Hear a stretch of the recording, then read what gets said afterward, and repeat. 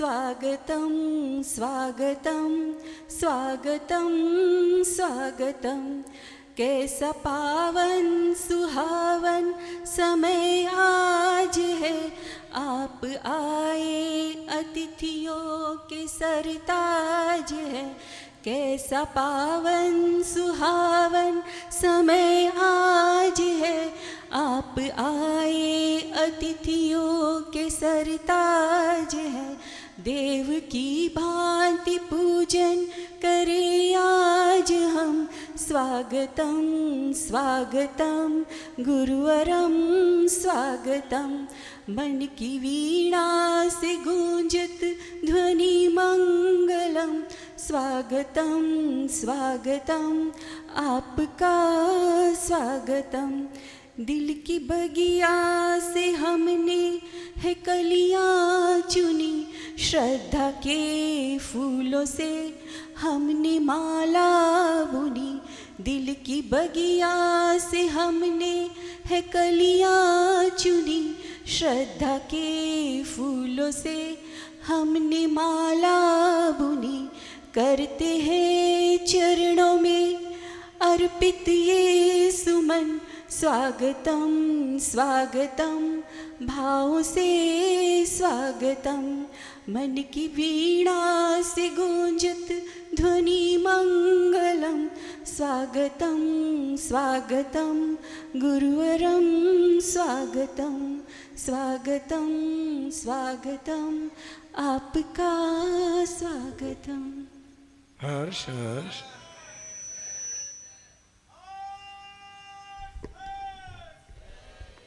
ऊपर कर लो उसको। ऋषिवर प्रवीण के चरणों में वंदन। तीर्थेश ऋषि जी महाराज साहब के चरणों में वंदन।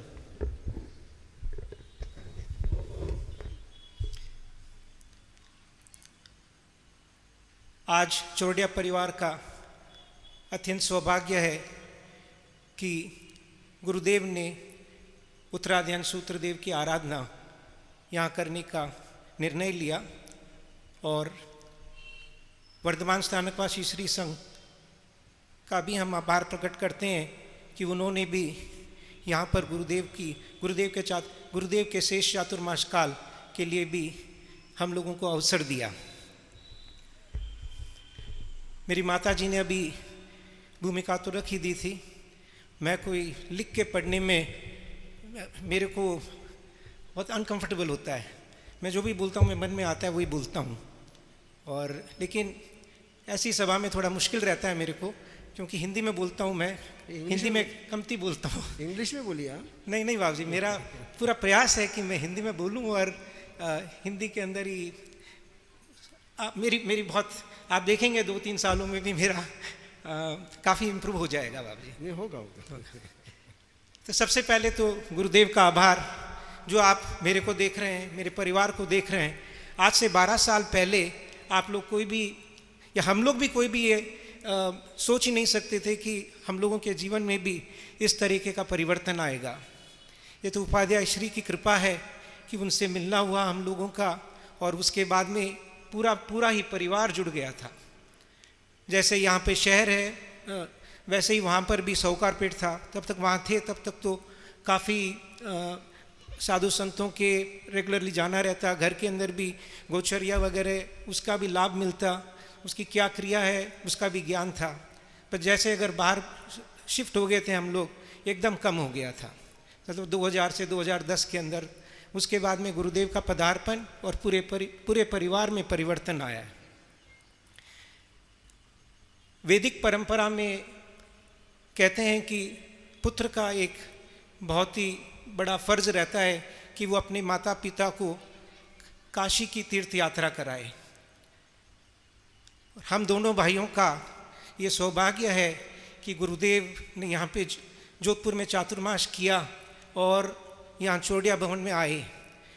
और हम लोग यही सोचते हैं कि ये हम दोनों भाइयों का ये जो कर्तव्य है कि काशी की तीर्थ यात्रा, उससे भी ज़्यादा गुरुदेव के सानिध्य में आना और उनकी सेवा एवं जिन शासन की सेवा करने का जो सौभाग्य मिला है, वो तो मैं सोचता हूँ कि सिर्फ काशी काशी की यात्रा ही नहीं बल्कि केदारनाथ, बद्रीनाथ एवं कैलाश मानसरोवर की यात्रा भी हम हमारे माता पिता को करवा लिए हैं। तो यही आशा करता हूँ आज जीवन के जिस मोड़ से गुजर रहे हैं मेरे पेरेंट्स जो गुजर रहे हैं, तो लगता है कि गुरुदेव का आशीर्वाद जो मिला है उससे ज़्यादा और उनको कुछ एक्सपेक्ट ही नहीं कर सकते थे। यही आशा करता हूँ गुरुदेव कि आपका साया हम लोगों पे सदा रहे और हम लोग हैं जो जिन शासन की प्रभावना करने में आगे बढ़ते रहें। जय जिनेंद्र, जय महावीर।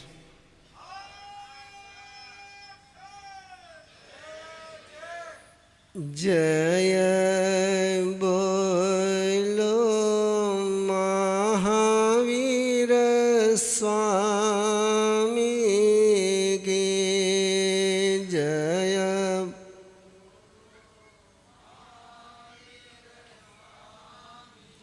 एक अनिल भंसाली की आवाज इतनी बुलंद हो सकती है, तो जोधपुर के हरकंठ से वैसे आवाज आ जाए तो यह आने का थोड़ा सा एक आनंद अलग आएगा।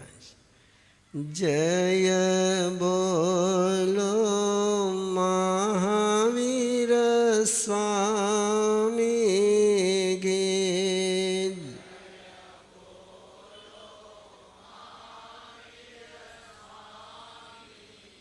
मैं डे वन से देख रहा हूँ जोधपुर वालों में सामर्थ्य बहुत होता है, लेकिन जब तक धक्का नहीं मारो तब तक वो चालू नहीं होता है।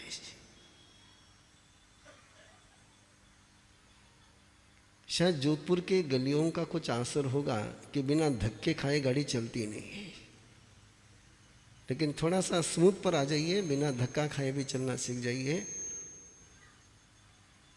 हो लाख बार प्रणाम तुम्हें,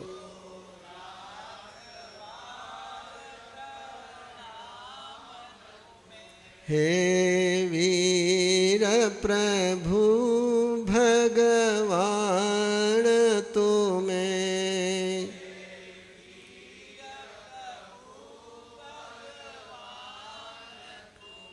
मुनि दर्शन मुक्ति गामी की, मुनि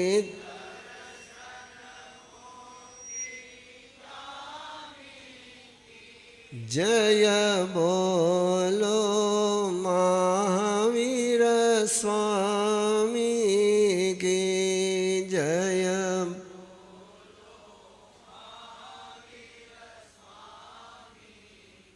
परम श्रद्धेय पूज्य गुरुदेव के चरणों में कोटिश वंदना।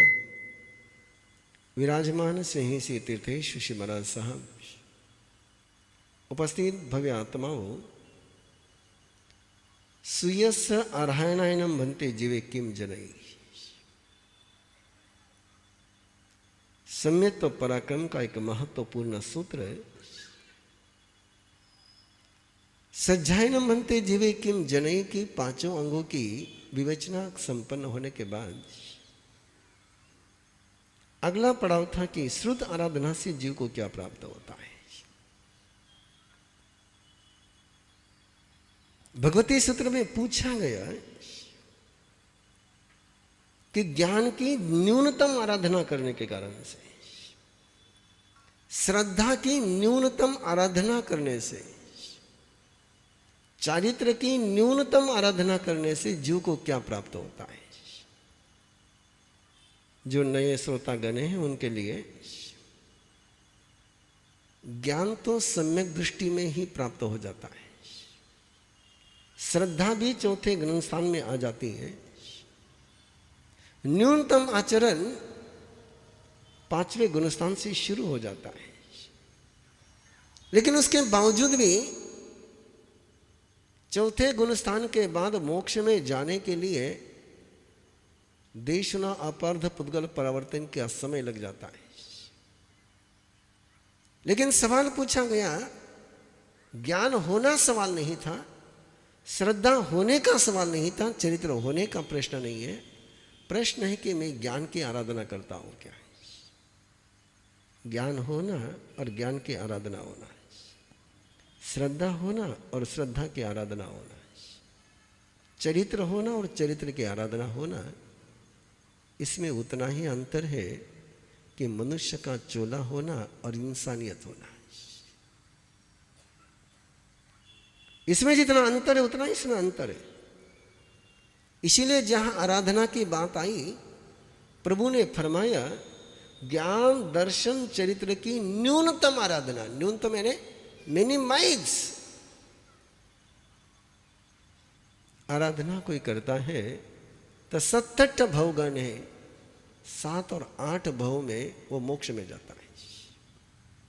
इसलिए निरंतर जब भगवती सूत्र की वो आराधना संपन्न हुई तो मन में एक सवाल बना रहता था कि सम्यक दृष्टि होना और श्रुत आराधना होने में अंतर क्या है, स्वाध्याय होना और श्रुत आराधना में अंतर क्या है। जब लुधियाना प्रवास हुआ, वहां आचार्य श्री आत्माराम जी महाराज साहब के कुछ हस्तलिखित पन्ने देखने को मिले और एक दिशा मिली, एक अनूठी दिशा मिली। जो मन में सवाल था उसका जवाब मिल गया। आचार्य श्री आत्माराम जी महाराज साहब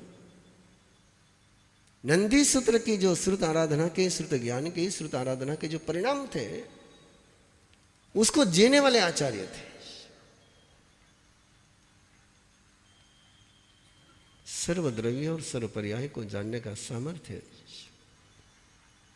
एक श्रुत ज्ञान के आराधक में आता है। और उसका भी एग्जाम्पल दे। और उन्होंने लिखा था हस्तलिखित पन्नों में, जैसे आप अपने जीवन की कोई ऐसी बात आपके सामने आ जाए कि जिसका समाधान आप स्वयं नहीं कर सकते हो, तो कहीं ना कहीं देवी देवता के पास जाकर के मनौती बनाते हो। जैसे श्री कृष्ण वासुदेव को महसूस हुआ कि मुझे छोटा भाई चाहिए और उसकी पूर्ति मैं नहीं कर सकता हूं, तो जैसे उन्होंने हरिणी गमीशी की ध्यान साधना करी, जैसे अभय कुमार को धारिणी की अकाल मेघ वर्षा की भावना पूरी करनी थी, तो उनको पता चला कि मैं नहीं कर सकता हूं, करानी तो है मैं कर नहीं सकता हूं, तो उन्होंने भी अपने मित्र देवता की आराधना करी थी। वैसे हर व्यक्ति के जीवन में ऐसी कुछ बातें आती हैं कि जहां उसको महसूस होता है कि मुझे चाहिए लेकिन मैं मेरे बल पर नहीं कर सकता हूं। ऐसे समय पर जब हम अन्य शक्ति को अवलंबन लेते हैं, आचार्य श्री आत्माराम जी महाराज साहब केवल श्रुतदेव की आराधना करते थे। उनका हस्तलिखित पन्ना मैंने बाबा भूले बाबा रतनमणि मां साहब की आज्ञा से साथ में लेकर के चला कि जब भी उनको ऐसा कुछ चाहिए होता था, जीवन की कुछ आवश्यकता आती, जीवन में कोई समस्या आती, तो उसके समाधान के लिए वो आगम का कोई एक पाठ चुनते और उसकी आराधना शुरू करते। और अंतिम लाइन होती थी उसकी, सूय देवो इच्छियम पुरीस्वामी नत्थि संदेव। श्रुतदेव मेरी इच्छा को पूर्ण करेंगे, इसमें मुझे कोई संदेह नहीं है। ईश्वरदेव की आराधना का एक अनूठा कार्यक्रम,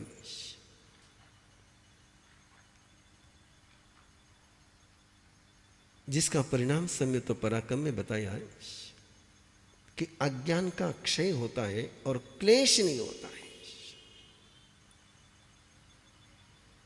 उजाला होता है लेकिन उजाले में झगड़े शुरू नहीं होते।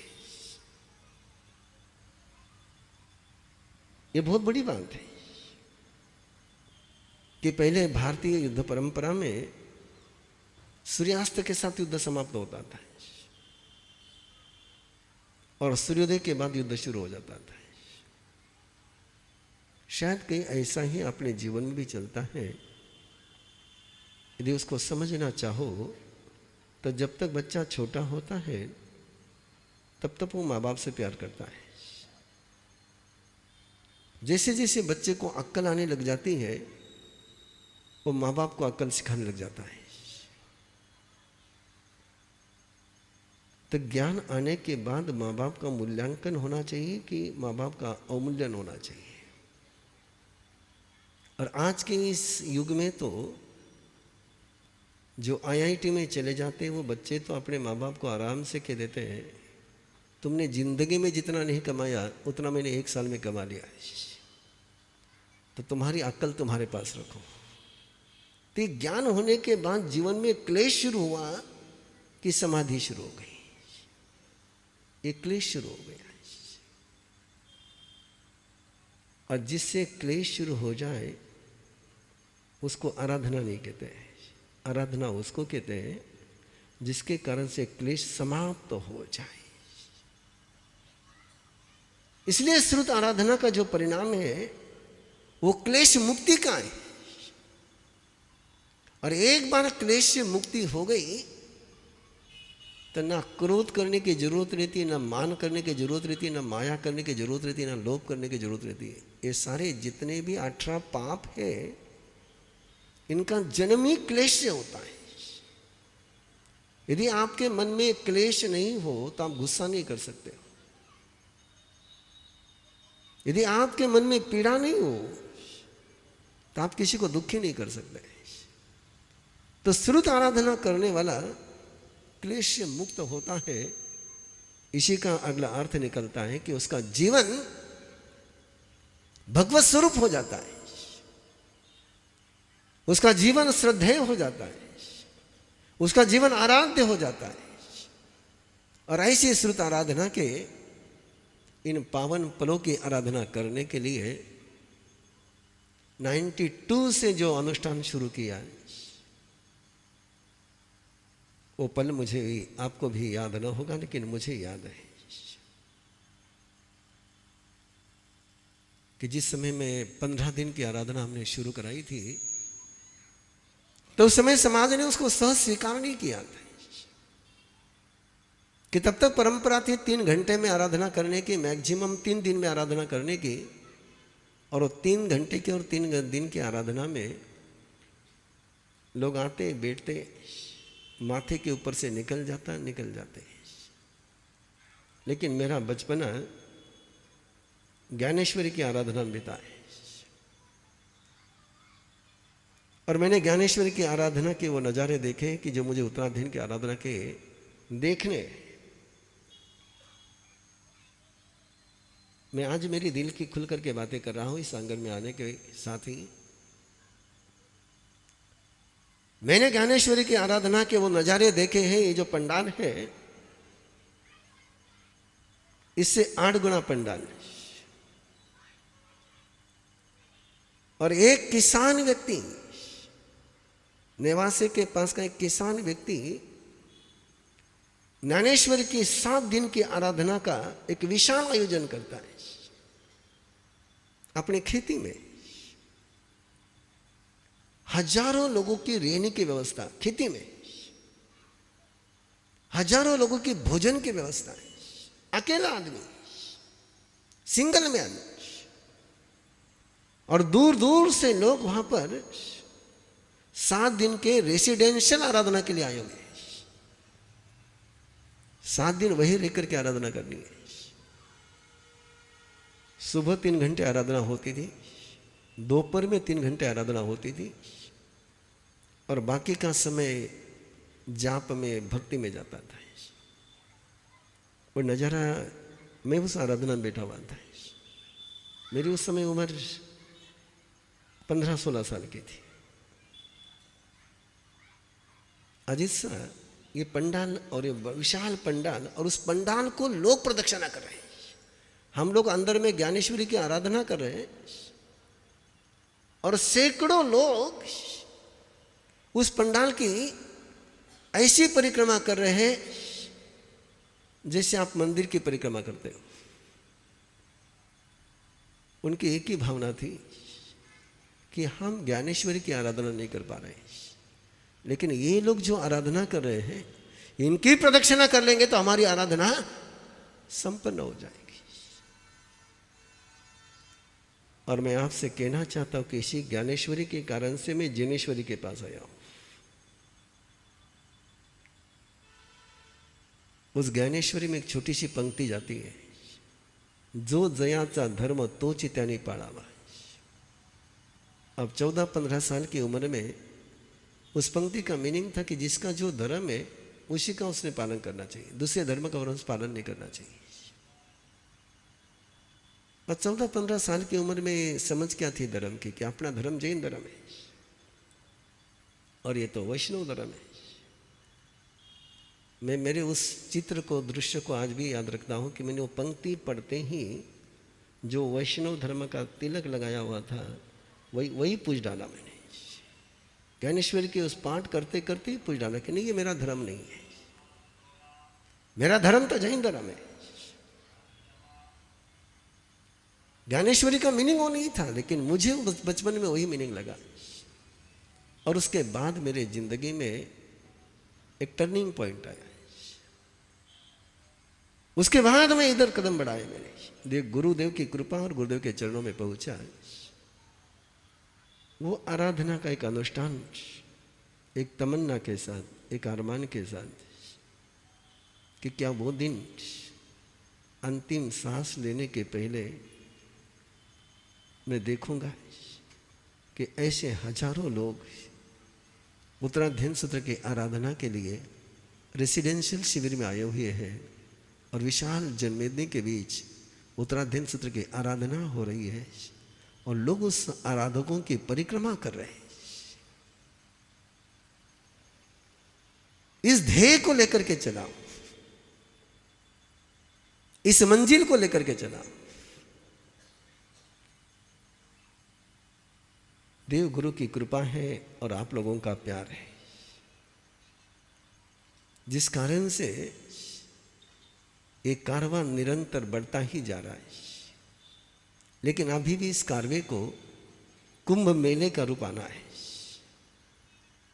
अभी तो यात्रा का रूप आया है और यात्रा के रूप से अगला पड़ाव है कुंभ मेला का है। चोड़िया परिवार का ये आंगन, मुझे वो दिन याद है जिस समय 2019 का चतुर्मास चेन्नई चल रहा था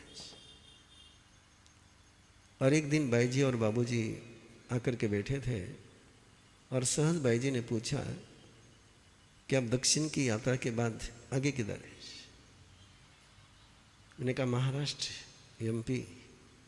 बाई जी ने कहा हमारे साहब राजस्थान पधारी है, जोधपुर पधारी है और मेरे आंगन में चौमासा करिए। मैं उन शब्दों को भुला नहीं वाजबी। कहा भाई जी जोधपुर जाना होगा तब विचार करूंगा। मैंने आज पहली बार आपके सामने पन्ना खोला है कि सबसे पहले ही जोधपुर की विनंती बाई जी की है। एक गहरी भावना थी उनकी कि महाराज साहब जोधपुर पधारे, राजस्थान में चतुर्मास करे और आरण्य में जाके चले हुए कार्यक्रम को फिर एक बार राजस्थान को एक माहौल बनाए। मेरी गहरी आस्था इस बात पर कि श्रद्धा से जो भावना भाई जाती है उसको तीर्थंकर परमात्मा और गुरुदेव के आशीर्वाद मिलते हैं, वो कभी अधूरी नहीं रहती है। मेरे गुरु माता ने मुझे एक शब्द कहा हुआ है कि जिन शासन ये कल्प वृक्ष है, इस कल्प वृक्ष के नीचे बैठ करके जो तुम तमन्ना करते हो उसको ये शासन पूरा करता है। और वही अनुभूति आज चोड़िया परिवार कर रहा है।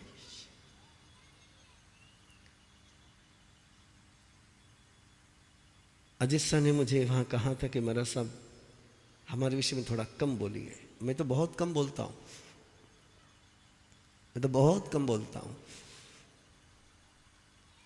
लेकिन केवल आप एक बात का एहसास करिए। 23 तारीख को बाईजी और बाबूजी यहां से गए, 23 तारीख को गए, हाँ 23 तारीख को गए, 24 का इंजेक्शन का कार्यक्रम हुआ है और 25 को वापस यहां पहुंचे।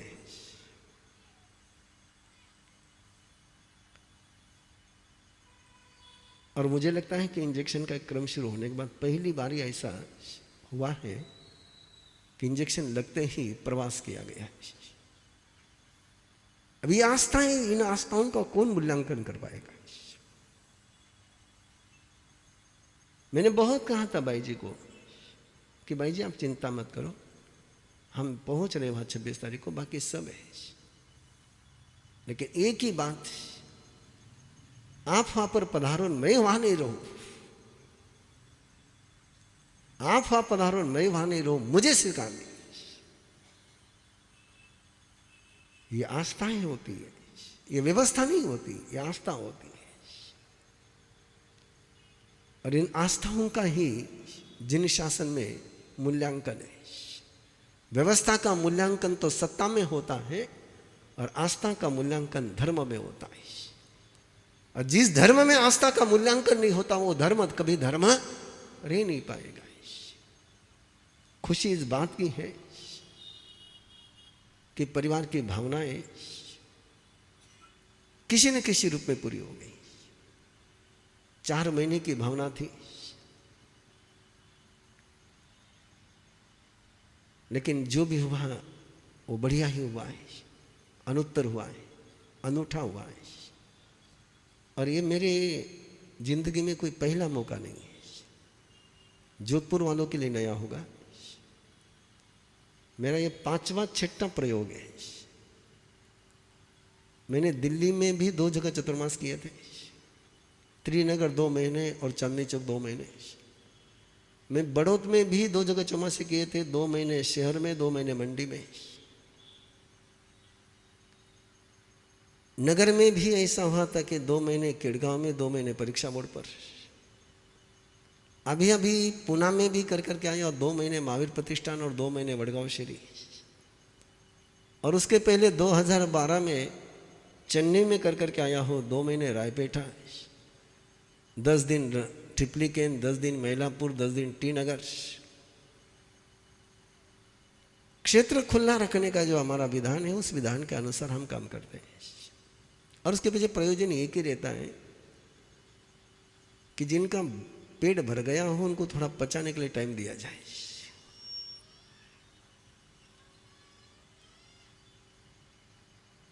और जिनको भूख लगी है उनको थोड़ा खिलाया जाए। और उसी के आधार पर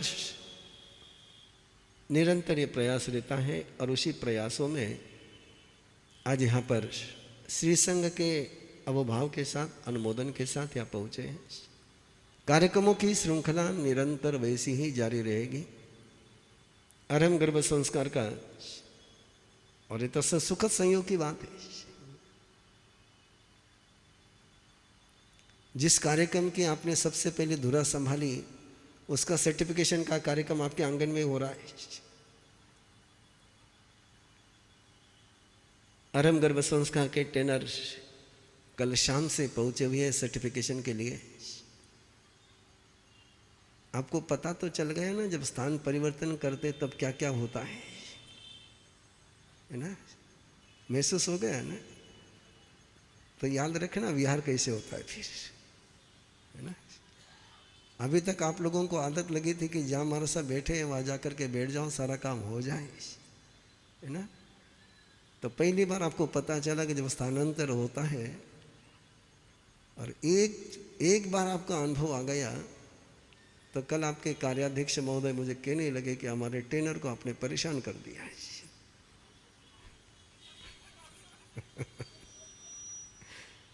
कभी कभी परेशानी में ही शान आती है ना? बिना भूख लगे जब खाना खाते हैं तो टेस्ट नहीं आती है। तो एक थोड़ा सा नया एहसास भी होना जरूरी था। उस एहसास को हमेशा याद रखना। जब भी चेंजेस होते हैं तब कुछ न कुछ तो मूल्य चुकाना ही होता है। तो आरंभ गर्भ संस्कार के टेनर का कार्यक्रम चालू हो जाएगा। 28, 29, 30 अष्टमंगल का 1-1 घंटे का 3 दिन का शिविर यहीं पर संपन्न होगा।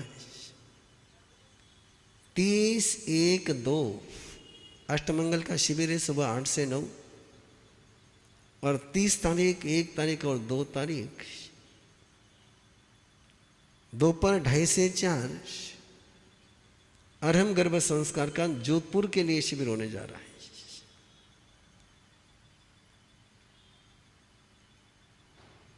प्रयास रहेगा कि मनीषा जी और बाई जी शिविर ले लें। आए हुए यहाँ पर मनीषा जी, रायपेट का कर्जा बाकी है आपका। मैं साथ में रहूंगा, लेकिन 30/1/2 को अर्हम गर्भ संस्कार का 2.5 से 4 शिविर होगा और उस शिविर के लिए कपल के साथ आना है, सिंगल को एंट्री नहीं है। सारे जोधपुर वाले याद रखें।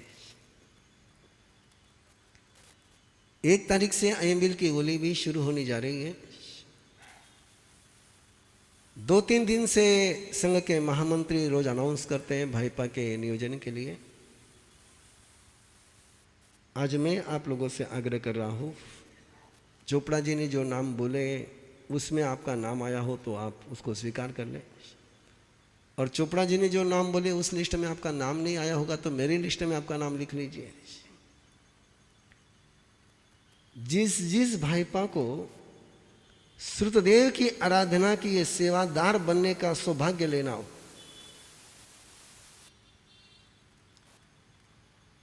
श्रुत आराधना के इस अनुष्ठान का सेवादार बनने का सौभाग्य प्राप्त करना हो, वे आज से ही रात में 8:30 से 9 मेरे से मिल ले आप, है ना। 2-3 दिन से वो अनाउंस कर रहे हैं इस संघ से संपर्क करो, संघ से संपर्क करो, संघ से संपर्क करो, लेकिन सारी कंसेप्ट तो मैंने ही समझानी है। इसलिए जिन जिन भाईपा को इस अनुष्ठान में अपनी सेवाएं देनी है, शासन प्रभावना का आनंद लेना है, प्रभु वाणी के साथ दुनिया को जोड़ने का एक सौभाग्य प्राप्त करना है, परमात्मा के अंतिम शब्द के साथ परमात्मा के बेटों को जोड़ने का पुण्य उपार्जन करना हो, उनसे आग्रह है कि समय पास नहीं करें और मुझसे आकर के अपने भाईपा के ग्रुप के साथ आकर के मिले। रितेश जी टाटिया है कि गए? अभी यहाँ बैठे थे, गए। मुझे उन्होंने कल बात करी थी सोनराज सर ने और टाटिया जी ने कि हमारी तारीख तय करी, तो मैं उनको कहना चाहता हूँ, उनको समाचार दे देना कि पहले पूरे भाईपा परिवार के 15-20 प्रमुख लोग आकर के मेरे साथ 10-15 मिनट बैठे, कैसे कार्यक्रम संपन्न करना उसको समझे और उसके बाद डेट मिलेगी। क्योंकि ये जो कार्यक्रम है भाईपा का, सेवादार का, ये केवल बोलने का नहीं है, इसके लिए लंबी मेहनत आपको करनी पड़ेगी। एक दिन के लिए मेहनत करनी है, एक दिन के लिए का ऐसा माहौल बनाना है कि आपके घर में जैसे परमात्मा का उत्सव मनाया जा रहा हो। तो क्या धाड़ीवाल भाईपा से शुरुआत करो? आज रात को धाड़ीवाल भाईपा आ जाएगा, है? तो आज है रात में 8:30 बजे धाड़ीवाल भाईपा की मीटिंग, सुकनराज साहब धाड़ीवाल भाईपा के सारे लोगों को लेकर के, है ना। वो मंदिर मार्गी रहो कि दिगंबर रहो कि तेरापंथी रहो कि कहीं पर भी रहो, जो धाड़ीवाल है वो सारे धाड़ीवाल। और चोपड़ा का कर लेंगे सुनील साहब जी,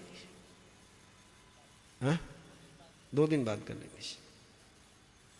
भंसाली जी आज रात में, भंसाली भाईपा, हाँ गलतपत सा गोलेचा भाईपा, हाँ 4 दिन बाद भैया ध्यान में रख लीजिए। मैंने सगळो कार्यक्रम थारो 4 तारीख पहली पूरा करना है। हाँ तो 4 दिन बाद कर, लेकिन जरा जल्दी कर लीजिए, टाइम पास मत कर जाए। पटवा परिवार कब? आज कल, हाँ आज आ जाएगा पटवा भाईपा, ठीक है। तो आज 3 भाईपा की मीटिंग आज रात को होगी। धाड़ीवाल भाईपा, भंसाली भाईपा और पटवा भाईपा, ये 3। हाँ पारक जी काले, ओके ठीक है। तो 3 भाईपा के प्रमुख लोग आज आकर के मिलेंगे, सारी योजना समझेंगे कैसे कार्यक्रम को अंजाम देना है। बाकी कल से प्रार्थना का कार्यक्रम, प्रवचन का कार्यक्रम और सारे शिविरों का कार्यक्रम विधिवत यहाँ शुरू होगा। फिर एक बार आपके पास सूर्य आराधनायनम बनते जीवे किम जनई। श्रुत की आराधना करने के कारण से जीव को क्या प्राप्त होता है? आराधना कहते भक्ति पूर्वक करना, बुद्धि पूर्वक नहीं, आस्था पूर्वक, इन भावों में डूब करके करना कि तीर्थंकर के समूह शरण में जब तीर्थंकर परमात्मा देशना फरमाते हैं तो हर व्यक्ति को अपनी भाषा में वो सुनाई देती है। निज निज भाषा सब अर्थ गए। यदि वाक्य को लंबा करूं तो सभा में कोई गधा भी बैठा होगा तो परमात्मा की वाणी गधे को गधे की भाषा में सुनाई देती है कि 12 प्रकार की परिषद होती है और 12 प्रकार के परिषद में पशु पंछी भी आते हैं, देवी देवता भी आते हैं, मनुष्य भी आते हैं, सभी आते हैं। और जो भी उस समोचरण में बैठ जाता है उसको परमात्मा की वाणी ऐसी लगती है कि मानो परमात्मा मेरी भाषा में मेरे साथ ही बोल रहे हैं। ऐसे जिस समोचरण का अनुभव है उस समोचरण में प्रवेश होता है तो केवल श्रद्धा के साथ होता है। बड़ी गजब की हमारी परंपरा की धारणा है कि समूह शरण में जो आकर के बैठ गया उसका मोक्ष पक्का हो गया। वाक्य को पुनः दोहरा रहा हूं, तीर्थंकर परमात्मा के समूह शरण में जो आकर के बैठ गया उसका मोक्ष में जाना पक्का हो गया। इसलिए परंपरा कहती है कि अभवी जीव अंदर प्रवेश न कर ले, इसलिए देवी देवता समोषण के बाहर चौबदार के रूप में रहती है कि उसका प्रवेश न हो जाए। ऐसे ही समोशरण की आराधना उत्तराधीन सूत्र के साथ संपन्न होगी। मैं केवल आराधना की बात आपको कह रहा हूं कि आराधना कैसी संपन्न होती है। अवभाव, ऐसा गहरा अवभाव, ऐसा गहरा अवभाव, ऐसा गहरा अवभाव कि इसके अलावा कुछ मेरे जिंदगी में नहीं है। त्वामेव सम्यक उपलब्ध जयंती मृत्यु। परमात्मा तुमसे मिला हुआ बोध, तुमसे मिला हुआ सम्यत्व ही मुझे मृत्युंजयी बनाता है। ऐसी गहरी अनुभूति जिसमें कोई लॉजिक नहीं चलता है, जिसमें कोई तर्क नहीं चलता है, जिसमें कोई विकल्प नहीं आता है। और समोशरण उसको कहते बंधुओं कि जहां बैठने के बाद बकरी को शेर का डर नहीं लगता है और शेर के मन में भावना नहीं जन्मती कि मैं बकरी को खा लूं। सांप और नेवला यदि समोशरण में आ जाए तो जैसे आप दोनों बैठे हैं वैसे मस्ती से सांप और नेवला साथ में बैठ जाते हैं। समोशरण में वैर की सारी अनुभूतियां विसर्जित हो जाती है। वहां एक ही अनुभूति रहती है भगवत्ता की, परमात्मा की, उनके अस्तित्व में तन्मय होने की, उस अस्तित्व के ऊर्जा में स्वयं को उज्जवल बनाने की। इसलिए समोशरण जो होता है वो केवल तीर्थंकर का ही होता है, सामान्य केवली का नहीं होता है। एक अनूठा अनुभव, एक अनूठा एक्सपीरियंस। 21 दिनों तक समोशरण की आराधना 7:30 बजे शुरू होगी और आपको समोशरण की आराधना क्यों होती है इसके यदि अनुभव लेना हो तो 2 अनुभव आप ले सकते हो। एक दिन 7:25 को आकर के बैठे और एक दिन 7:40 को आकर के बैठे। आपको स्वयं को पता चल जाएगा कि समोशरण की आराधना के बाद अगले 2 घंटे कहाँ जाते हैं, वो कैसे बीतते हैं, वो आपको पता चलेगा। और 7:40 को आकर के बैठने के बाद बिना समोशरण के ध्यान के आने के बैठने के बाद वो 2 घंटे निकालने कितने भारी जाते हैं वो भी आपको पता चल जाएगा। तो वो समोशरण की आराधना और समोशरण में परमात्मा प्रभु महावीर की विरुद्धि की आराधना है। उस विरुद्धि की आराधना के बाद परमात्मा के वरदान ग्रहण करने हो तो पहले परमात्मा की भक्ति तो होनी ही चाहिए। और ऐसी भक्ति संपन्न हो जाए 21 दिन में विरुद्धि का गान ऐसे आपके दिल में गुंजित हो जाए, ऐसा गुंजित हो जाए, ऐसा गुंजित हो जाए कि अगले लाइफ लॉन्ग बिना विरुद्धि के आप रह नहीं सको। इतना गहरा विरुद्धि का गान आपके हृदय में पहुंचाने की तमन्ना रहेगी।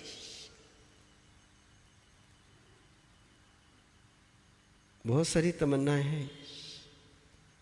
जैसे एक मुस्लिम के लिए नमाज कंपलसरी है, जैसे क्रिश्चियन के लिए चर्च में प्रेयर करना कंपलसरी है। क्या दिल में एक तमन्ना आप भी जगा सकते हो कि वैसे ही हर जैनी को परमात्मा की विरुद्धि का गान गाना कंपलसरी हो जाए? जरूरी शब्द नहीं प्रयोग कर रहा हूं मैं, कंपलसरी। एक ऐसा प्रोटोकॉल आ जाए कि जैन है तो परमात्मा का गीत तो गाएगा ही गाएगा। और ऐसा विरुद्धि का गान, बहुत स्तोत्र है जैनियों के पास, लेकिन एक ही स्तोत्र है जो गंधर्व ने गाया हुआ है। उस व्यक्ति ने गाया हुआ गान है जिसने परमात्मा के सानिध्य में 24 घंटे रहने का सौभाग्य पाया। न केवल सौभाग्य पाया, जो परमात्मा के उत्तराधिकारी बने। न केवल परमात्मा के उत्तराधिकारी बने, आज जितनी भी श्री संपदा हमारे पास है उसका दाता कोई है तो सुधर्मा स्वामी है, जिन्होंने परमात्मा के आहार की सेवा करी, जो परमात्मा की छाया के समान निरंतर साथ में रहे। ऐसे सुधर्मा स्वामी जब परमात्मा के गीत गाते हैं तो उसकी गहराई को आप नाप नहीं सकते। वे ऐसे शब्द हैं। भोले बाबा श्री रतनमणि जी महाराज साहब, आचार्य श्री आत्माराम जी महाराज साहब के सुशिष्य, जिनके पास आचार्य श्री आत्माराम जी महाराज साहब की बहुत सारी साधनाएं सुरक्षित थी। मेरे उनके सेवा में लुधियाना में चतुर्मास चल रहा था और मेरठ में एक संत का चतुर्मास चल रहा था। उस संत को चतुर्मास में कुछ उपद्रव हो गया। उस संत ने वहां से बाबा के पास समाचार भेजे कि बाबा कृपा करो। और बाबा ने बैठे बैठे यहां से कृपा कर दी और वहां से सेकंड डे समाचार आ गए कि बाबा आपकी कृपा से शांति हो गई। मैं दोनों ही समय में बाबा के पास बैठा हुआ था। मैंने बाबा से पूछा, बाबा आपने क्या किया? बोले मेरे पास कुछ नहीं है, मेरे पास केवल विरुद्धि है, मेरे पास केवल पुच्छ सुनम है। मैंने केवल पुच्छ सुनम की ऊर्जा मेरा शब्द है, उनका तो सीधा शब्द था। मैंने पुच्छ सुनम की वर्षा वहां कर दी, बाकी मैं कुछ नहीं करता हूं। मेरे मन में एक सहज जिज्ञासा जन्मी, मैंने कहा सब क्या क्या है पुच्छ सुनम में? और बाबा के शब्द आपके मेरे दिल में है, आपके दिलों में पहुंचा रहा हूं, संभाल करके रखना। बाबा ने कहा पुच्छ सुनम में क्या नहीं वो पूछ, क्या हो मत पूछ। ऐसे विरुद्धि का ये गान 21 दिनों तक ऐसा गुंजित हो जाए, ऐसा गुंजित हो जाए, ऐसा गुंजित हो जाए कि बिना विरुद्धि का गान किए आपका घर का कोई सदस्य रह ही न पाए। समूह शरण का ध्यान, विरुद्धि का गान और फिर परमात्मा के उस अंतिम वरदान की आराधना, इससे बढ़कर के जीवन में और काशी क्या होगी। नया शब्द दिया आजिसा ने,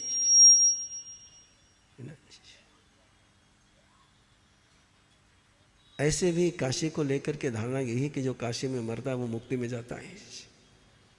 और यहां तो निर्वाण कल्याणक ही है, यहां तो कहते ही निर्वाण कल्याणक, शब्द ही निर्वाण कल्याणक है। तो ये तीनों आराधनाएं अपने जीवन में इस आंगन में संपन्न होगी। मैं परिवार की श्रद्धा का फिर एक बार, अभिनंदन शब्द उनके लिए बहुत भारी जाएगा, इसलिए अभिनंदन शब्द का प्रयोग नहीं कर रहा हूं। लेकिन आपकी श्रद्धा को हम बहुत गहराई से महसूस करते हैं। मैं ही नहीं, हमारे सुकन साहब भी महसूस करते हैं, जोधपुर संघ भी महसूस करता है।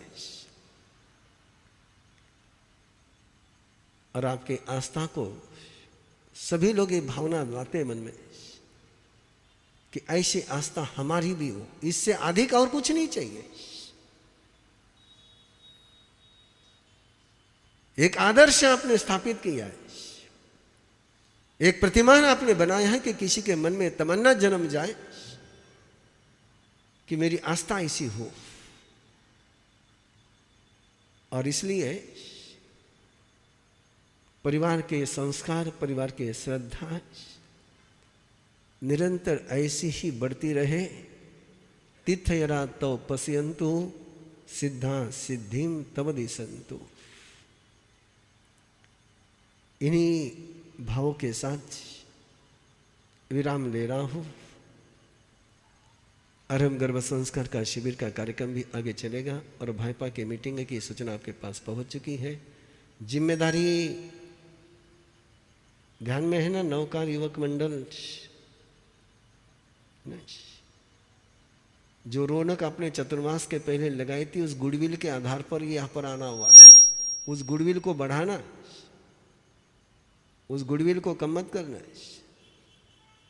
मर्दर केसरी मित्र मंडल, जैन संस्कार मंच, आरत शासन परिषद, मैं सोचता हूं कि चारों लोग चार दिशाओं को संभाल ले तो आराम से उत्तराधीन की चतुर्मुखी यात्रा संपन्न हो जाएगी। और सभी के पास उत्साह है, सभी के पास उल्लास है, सभी के पास उमंग है, सभी के पास नेटवर्क है। जिंदगी में तुमने अपना नेटवर्क बहुत जगह काम में लिया होगा। जिंदगी में पहली बार मौका मिला है कि ना गुरु के लिए ना किसी उत्सव के लिए, तो केवल तीर्थंकर परमात्मा के लिए अपना नेटवर्क काम लेने का मौका जिंदगी में तुम्हें पहली बार मिला है। इसके पहले तुमने सेवा करी होगी किसी संत की, किसी गुरु की, किसी और कार्यक्रम की। लेकिन मैं कहना चाहूंगा कि जिंदगी में तुम्हें पहली बार यह अवसर मिला है कि अपने तीर्थंकर परमात्मा की प्रभावना करने का, तीर्थंकर परमात्मा के वचनों की आराधना कराने का ये सौभाग्य पहली बार मिला है और वापस मिलेगा इसका कोई संभावना नहीं। इसलिए कह रहा हूं और तो 15-20 साल तक मेरी तो भावना है कि हर संत प्रवीण ऋषि जैसा काम करे। मेरी तो भावना है, मेरी तमन्ना है हो कि हर साधु, हर साध्वी उत्तराधीन सूत्र की ऐसी आराधना करे, ऐसी आराधना करे कि मानो परिश्रम फीका हो जाए। लेकिन आएगा, वो दिन भी आएगा। लेकिन आपके लिए सुनहरा अवसर है। जितना तन लगा सकते हो उससे ज्यादा लगाना है। जितना कर सकते हो उतना करना, ये शब्द मेरे पास है ही नहीं है। जितना कर नहीं सकते हो उतना कर गुजरना है। जितना कर सकते हो उतना कर ले, उसको आसक्ति कहते हैं। और जो कर नहीं सकते हैं, वो जो कर गुजरता है उसको भक्ति कहते हैं। तो कभी मत बोलना कि मार साहब जितना कर सकते तो हमने किया। जो कर नहीं सकते हो वो करने का सुनहरा अवसर तुम्हारे पास है। तन से, मन से, धन से। यहां धन की आवश्यकता नहीं है, लेकिन पूरा जोधपुर उत्तराधीन सूत्र में बना देना है। एक फ्लैग बन चुका, एक बैनर बन चुका, एक पोस्टर बन चुका है। उस पोस्टर को आप अपनी ओर से अपना बिना नाम लगाए, मेरी आग्रह इतना ही रहता है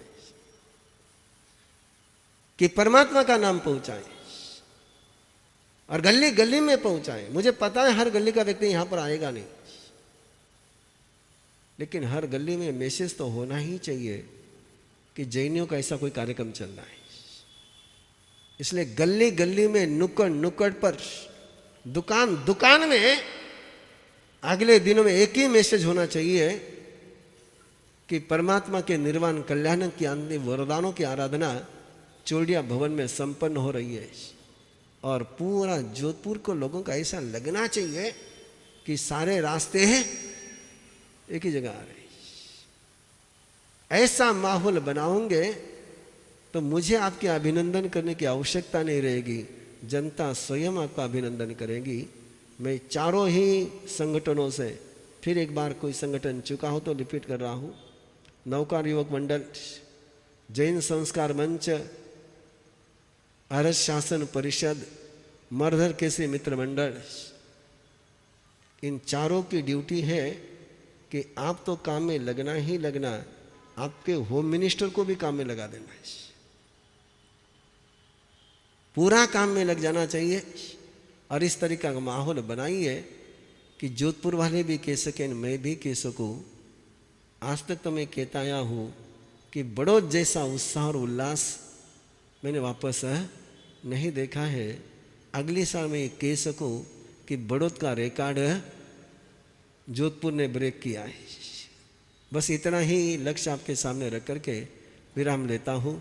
आज के पचकान एकासन, एकासन उगेश्वरी एक समय के उपरांत तीन आहार के बचकान स्वासनम खैमन सैमन सहसा गरेनम महत्ता गरेनम समसमया वत्या गरेनम ओसरे ओसरे ओसरे। आज का एमबील, आज का उपवास उगेश्वरी अवदडम बचकामी दिव्यम प्याहारम स्वासनम खैमन सैमन सहसा गरेनम महत्ता गरेनम समसमया वत्या गरेनम ओसरे ओसरे ओसरे। तीन खंड के त्याग, तीन खंड के त्याग तजभंते पड़ी कमानिंदा करा ओसरे ओसरे ओसरे। पधारो सा, स्टेज चेंज करना पड़ेगा।